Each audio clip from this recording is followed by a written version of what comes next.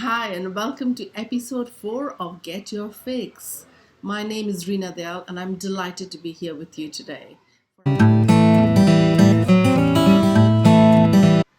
Today's conversation is about unlocking the secret to consistent outperformance. It's a technique that's one of my favorite techniques, and it's all about playing to your strengths.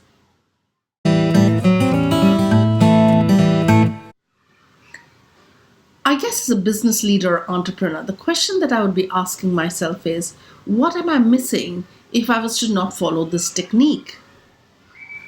It's a really good question. And let me answer it in a few ways. The first one, Usain Bolt. A few years ago, a training video of Usain Bolt went viral. And the question that was asked in many forums and discussion rooms was, is talent genetic or can it be mastered through practice? I think you know the answer to that question. It's a mix of both. In Usain's own story, his talent was spotted way back in school on a sports day when a teacher noticed that when he was running, he had kangaroo like steps. He was coached and tutored in the art of running for the next few years. And when he was a teenager, he won his first title in Kingston, Jamaica. The rest is history. Even at the peak of his career, Usain Bolt used to be training for at least 3.5 hours a day. Not to mention, he was also being coached for his diet, his nutrition, his mindset, his winning attitude, the various muscles of his body, and of course, running. All of that encompassed his training and his coaching. The question that follows is what is it that we as leaders are doing to stay on top of our game? Are we aware and are we using our natural abilities with mastery, just like Usain Bolt? This is where the story of Gallup enters in. About 40 years ago, Gallup was doing a research in the US on different speed reading techniques. They had a group of about 6,000 plus students, and they deployed these various techniques with the quest of figuring out which one was the best. At the end of the research, they realized that there wasn't one speed reading technique that stood up above the rest. All of them were equally good. But something else got their attention. At the start of the speed reading techniques deployment, they tested the speeds of the students. And they typically found out that there were two groups. There was a group of students who didn't really like reading, and their average speed was about 90 words a minute. After the various speed reading techniques, the speed of this group of students went up to 210. They were pleased.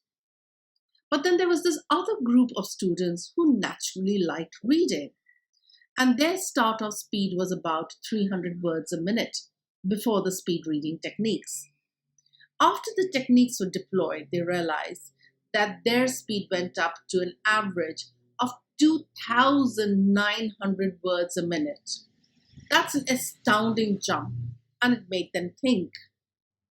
And they thought to themselves as a team that if there was a way that we could identify the natural abilities of an individual, and if we could offer them a structured framework to train and gain mastery over them, then they would unlock the secret of consistent outperformance. The Gallup Strengths Finder tool is not the only tool on this concept. There are many others. But clearly, Gallup has been a pioneer on this subject. And the Clifton Strengths Finder has now been used by over 18 million people who have raised awareness on their natural abilities and identify ways so that they can play to their strengths consistently and become a winner in every aspect of their world. It's quite a popular tool within an organization as well. And for us as business leaders and entrepreneurs who are asking the question, what am I missing if I don't use this technique? Here are some numbers.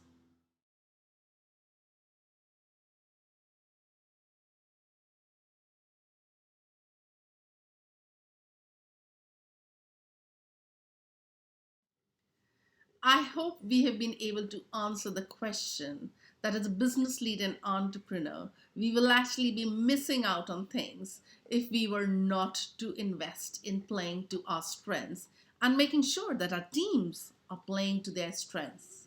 But if you're still not convinced, here are some hard facts from the world of leadership development. The first, the truth is that most of us come in our own way to success. Time and again, when I have worked with leaders and when you have worked with individuals, you will see that the reason why they are not accelerating and going beyond a particular point is because they themselves are coming in their way. They have blind spots, they have aspects that they are not aware of, and they're not fully playing to their natural abilities with mastery. The other fact is talent development frameworks and models are incomplete. I mean, let's face it, when you're looking at performance management in an organization, or even when you're looking at managing performance of your teams or yourself, wherein lies the focus? We might have a short conversation about what are the strengths of an individual, but the majority of time in any appraisal discussion, whether it is self assessment or that of anybody else, we are drawn towards the areas of development or the weaknesses. It is in our DNA. In fact, majority of the training programs in an organization are there so that they can help people mitigate and improve their weaknesses. Very few programs are set within an organization that can focus on making people aware of their strengths and helping them hone them to a level of mastery. So, playing to a person's strengths and helping individuals gain awareness and to be able to develop in that particular area really makes the whole talent development conversation complete. And the last fact, this is science. This is not something up in the air. Playing to one's strengths aligns beautifully to positive psychology and the use of anabolic energy.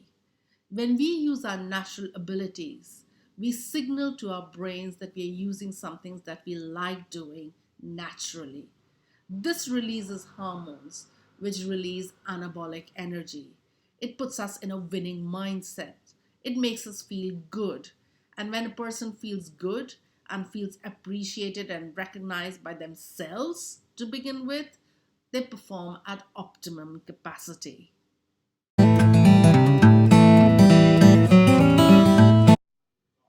In my presentation to the CEOs and business owners at the Shard today at London, we will be delving into this in a little bit more detail. We'll be talking about how leaders can create teams which are winning teams by using this technique, how organizations can create a culture of sales performance and employee engagement by using these techniques. Needless to say, this is not the only thing that a leader needs to do. But in today's day and age, you've got to pick and choose. It is the 80-20 rule. What are the few things that we can do as leaders that can maximize returns on investment, not just by way of time and money, but also by way of effort? And my vote would be to be able to play to one's strengths. I wish you all the best. And if you would like to know more about the subject, then of course, please do feel free to get in touch with us. We would be delighted to get to know your strengths.